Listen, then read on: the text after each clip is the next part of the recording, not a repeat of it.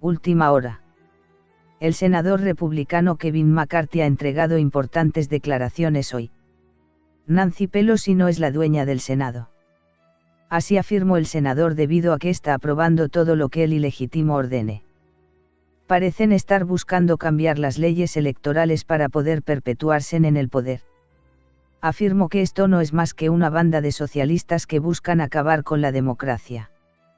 Los demócratas cambian la normativa electoral para construir un régimen de partido único en Estados Unidos. La resolución de la Cámara 1, HR1, que remodela de pies a cabeza toda la normativa electoral y hace mucho más fácil el fraude. La HR1 afecta prácticamente a todos los aspectos del proceso electoral, aumenta la votación por correo no verificado, eliminando los requisitos de identificación. En pocas palabras, el voto por correo contará de igual manera que el presencial. Y lo peor de todo esto es que no habrá necesidad de verificación. Y las personas que no tengan papeles también podrán votar sin verificar su identidad. Y los medios de comunicación no explican ni informan qué es el HR1. Es evidente cómo quieren apoderarse del poder sin la opinión nuestra ni nuestro derecho a elegir. El ilegítimo ni sabe dónde guarda su bolígrafo o con quién está hablando. Esto deja en evidencia el poco tiempo que queda para que toda la economía se desplome. El titán sabe que esto no puede seguir así por el bien de todos. A continuación, el comunicado del senador Kevin McCarthy. When I first became a freshman member, the Democrats took the majority. The Democrats did the exact same thing then. They contested a race for Vern Buchanan. I tried to dissuade them moving forward, but they kept for months in question about whether Vern Buchanan was a congressman. They went back and they wanted to see the machines. They thought the machines did something wrong electronically. So Lofgren did. Just so happens that Lofgren is the chair of this committee now. At the end, the same result came forward that the result that Florida had there and Vern Buchanan. You're probably taking a quote out of context. I didn't think they need to go forward with that. Vern Buchanan was the member of Congress. He ended up being a member of Congress. If I would say anything to the American public, whether you're Republican or Democrat and you're a member of Congress, there's three things you should be working on. It should be back to work, back to school, and back to health. The Democrats put their very first bill, their most important bill, H.R. 1, wasn't about putting the 10 million out of work back in, or about kids back into school, or even more vaccines. It was about election law, and changing election law would give them an advantage. And now, on the very first day of being sworn in, they wanted to question this election. And even though the person who lost said the reason why they came to Congress, just to get the outcome that they could have. Then we listened to Speaker Pelosi, believing that she has the right to pick and choose who's a member of Congress. What happened to the people's voice from Iowa too? From Michelle and Kerry? That even though at times they voted and their person didn't win, they still worked with the person who did. It is the people's house. And that's what's so disturbing to me. Why would you keep forward with this when it's been counted, it's been recounted, a bipartisan election board went through it, and the Secretary of State sent a certificate? The question raises to the Democrats. Just because you have a 5-seat majority, the smallest majority you've had in more than 100 years, would you be doing this now? Would you do it if you didn't have a 5-seat majority?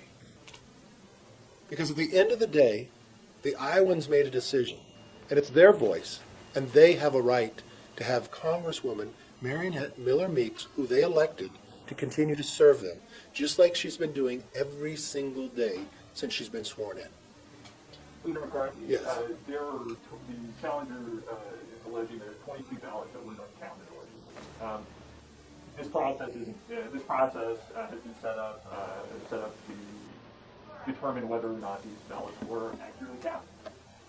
What is owed to those 22 voters who currently their ballots have not been counted? It's interesting how the person who lost in this race picked certain ballots.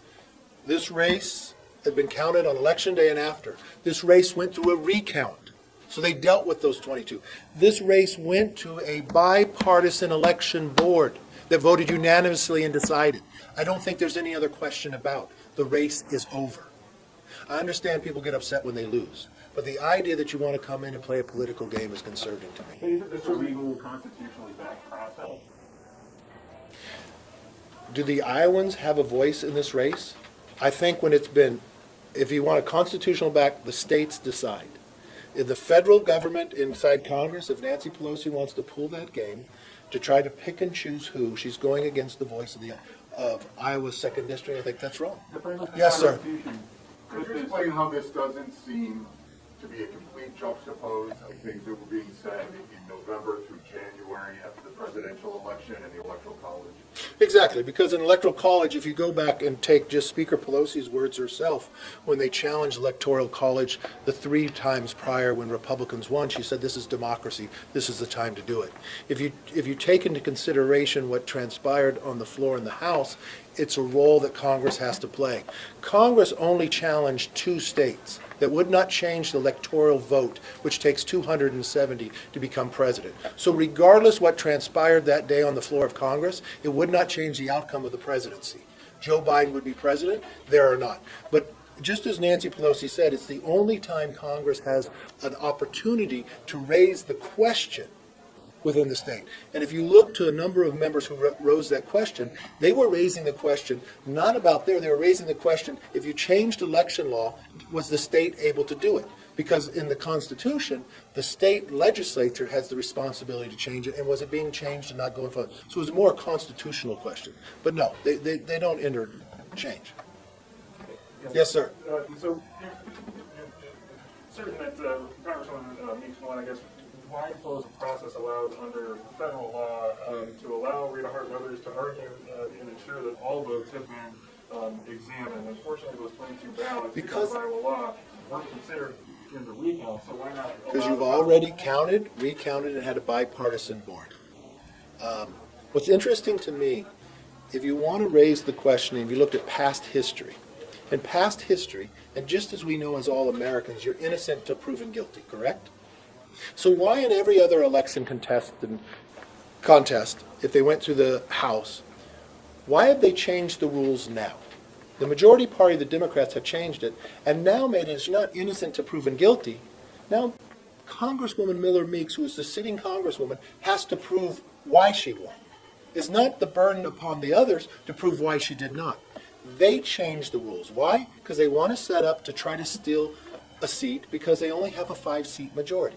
We've watched what they do already. And the reason why I raised this question, watch what Nancy Pelosi has done since she became Speaker this term. She has changed the rules of the institution that have never been changed before. She took away the right of the minority to offer an amendment, something that's been in the history of Congress. She's gone to remove members of the other party from a committee, which has never been done in Congress before either. So why are they continuing to do this? Simply because they have such a small majority. They believed they would win 15 to 20 seats, and in fact, they were the ones who lost. And now they're concerned that they cannot pass such a socialist wing of an agenda with such a small majority that they want to steal a seat, but disenfranchise those of Iowa? I just believe that's wrong. And I think the American public, and even if you look into Iowa today, if you read the editorial papers, those who didn't even endorse Congresswoman Miller Meeks believe it is wrong what is going on. So how much will Iowa have to hurt? And how long will this have to continue on when it's already been decided? That's the real question. So speaking about making sure the voices aren't disenfranchised, among those 22 or 3 Scott County residents, 2 cast curbside votes and another cast an absentee ballot that accidentally got ripped. Why should their votes and their voices not count along with the others? We have counted the race, we have recounted the race, and we have an election board with their job of bipartisan to look at this. They are the expertise, and they have come to the decision. You have elections, and when election's over, it's time to govern. The election is over. Congresswoman Marion Meeks won the race, and it's time to allow Iowa to have the voice. By not counting those Yes. votes, that's Yeah, question. On a different question. Okay. Actually, so you were here, vaccine distribution. A lot of the reason that this is happening is because of the American Rescue Plan, which every single Republican voted against. So how do you come and promote components of that bill while also opposing it? Well, that's easy. So we went to a vaccination space because of that 1.9 trillion, less than 1 that less than 9% of that money went to anything with COVID. So none of that money just voted on was doing anything that was happening in that unit. But we have been able to pass 5 times. We have passed 5 bipartisan bills that dealt with that. That money is not even out, and less than 9%. But you know where that money does go to? And this is what I think America gets most upset with. If you're a federal employee or a state employee, there's an opportunity for a bonus for you. But if you're in the private sector, you can't. If you're a prisoner, you can get a check. I think they want to see accountability. There was more than $1 trillion already appropriated sitting there still to go out. And to all the family members, the fathers, the mothers, the teachers, they want to see the schools open back up. 2/3 of that money won't even go out for the schools until 2023. Ashley Hinson had a bill 4 times on the floor to bring that money out now so the schools can open back up. And what just infuriates Americans even more is that we watch this crisis on the border that unfortunately President Biden had created, that when they offered for school teachers to come, because it proves school teachers want to teach again, they want to go back to work, that they went in and could give in-person education to the illegal immigrants who came across. But to the American hardworking taxpayer, to that family that's become the teacher, the coach, the music teacher, the PE teacher, the arts, and their kids still at home, that's frustrating. And to think that we're spending $1.9 trillion, but it can't go anywhere now, I'm proud of the 5 bills we did bipartisan. I'm proud that we worked together. I'm proud of what we were able to do, the PPP, to help the small businesses. I'm proud of the ability that we put, so we have 3 vaccines that are there today that can help solve this virus. And that's why we visited it today. And I was proud to have the doctor. Davenport got $40 million from the American Rescue Plan. Should cities send that money back if they could?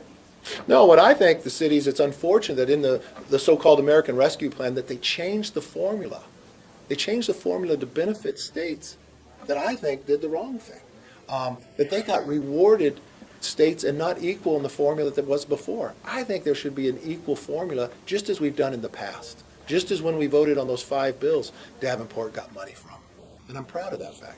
I appreciate all your time. Thank you very much. What about Representative? Suscríbete al canal Tu Mundo Ahora y activa la campanita, así no te perderás ninguna noticia de los hechos más importantes de América y el mundo.